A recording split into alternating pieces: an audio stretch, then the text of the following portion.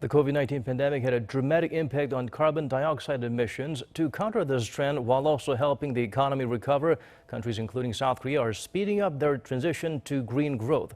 Choi Jeong-yoon turns the spotlight to these efforts. The usually smoggy skies of Beijing are now clear and blue.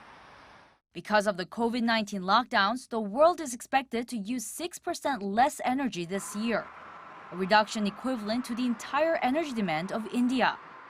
And as governments reopen their economies, experts say they can turn crisis into opportunity by keeping emissions down. We need to have a different model of economic growth. We call that green growth. Economic growth, but with green jobs, green growth that is more sustainable and also more socially inclusive.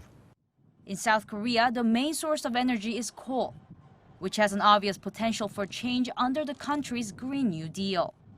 And the economic trade-off might not be as big as some think. In Korea, there was this tendency to consider whatever the action for environment would be taken at the expense of the economy. However, the idea of Green New Deal is that you can take care of the environment and fight against the climate change. The Green New Deal would make public buildings more energy efficient.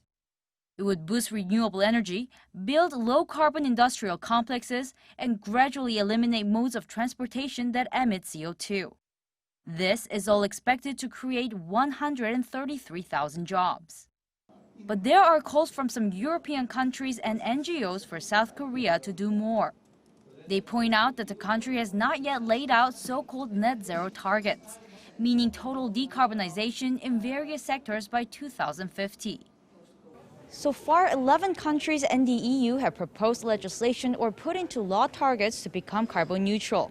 Should South Korea follow suit, it will become the first country in Asia to put in place net zero targets. Choi Jeong-yoon, Arirang News.